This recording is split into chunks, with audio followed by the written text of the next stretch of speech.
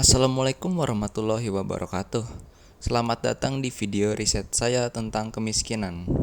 Dalam dunia yang terus berkembang, masih banyak di antara kita yang hidup di bawah garis kemiskinan. Kemiskinan bukan hanya soal kurangnya uang, tetapi juga akses terhadap pendidikan, kesehatan, dan kesempatan yang lebih baik. Dalam penelitian ini, saya akan menyelami berbagai aspek yang membentuk kemiskinan, mulai dari faktor ekonomi, sosial, hingga kebijakan pemerintah yang mempengaruhi kehidupan masyarakat. Sembari saya menampilkan hasil temuan lapangan ini, saya juga akan melakukan interview terhadap beberapa narasumber. Untuk narasumber yang pertama adalah Retmawati, yang merupakan reporter Kompas dan sering berkelana ke tempat-tempat terpencil.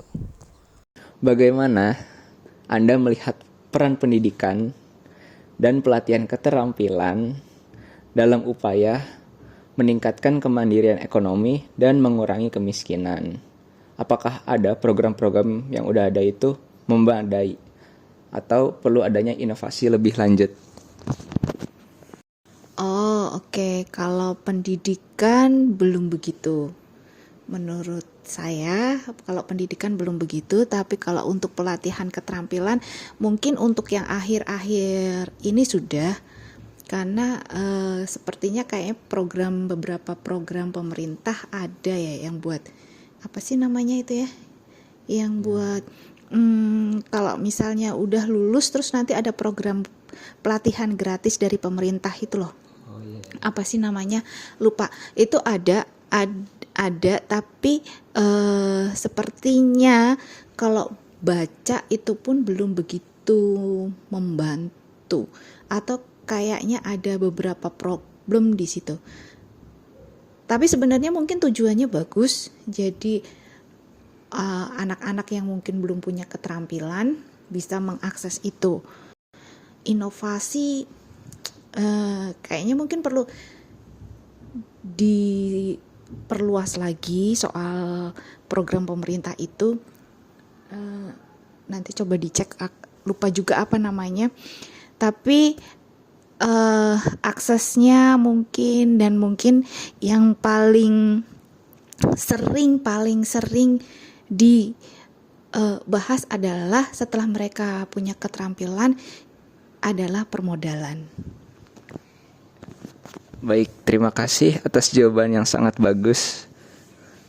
Selanjutnya, bagaimana peran investasi asing dalam pengelolaan sumber daya alam bisa dioptimalkan untuk mendukung kemandirian ekonomi, dan apa langkah-langkah yang perlu diambil pemerintah untuk memastikan bahwa investasi tersebut membawa manfaat jangka panjang bagi ekonomi nasional? Kalau menurut saya, investasi asing itu pertama melibatkan penduduk lokal. Pertama itu yang paling penting, karena akan terjadi kesenjangan sosial yang tinggi kalau misalnya ada investasi asing di situ tapi penduduk sekitar, penduduk lokal tidak dilibatkan.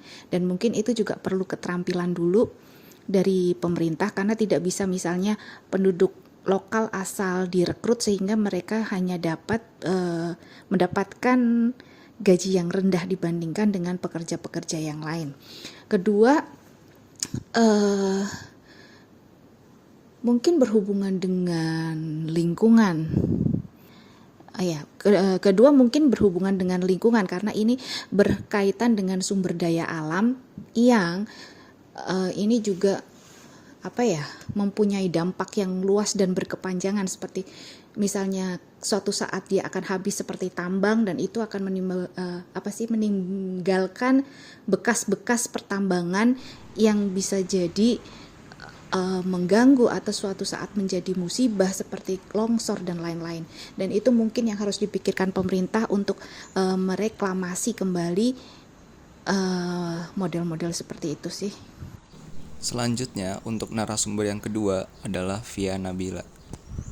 Apa yang dapat ditingkatkan untuk pengembangan infrastruktur yang dapat mendukung pertumbuhan ekonomi daerah tertinggal dan mengurangi ketimpangan regional?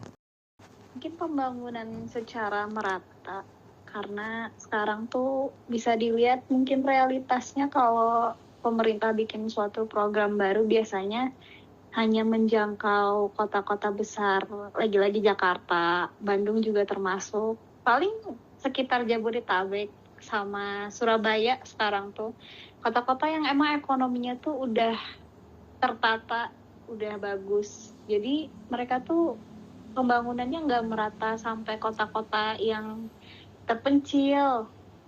Apalagi mereka tuh kadang seringnya males bikin transportasi ke daerah-daerah yang susah dijangkau, kayak daerah Maluku gitu-gitu. Jadi di sana tuh masih pakai tradisional, bahkan Gojek aja jarang di sana, karena emang ya orang udah males bangun di kota yang potensinya kecil gitu buat mendapatkan keuntungan.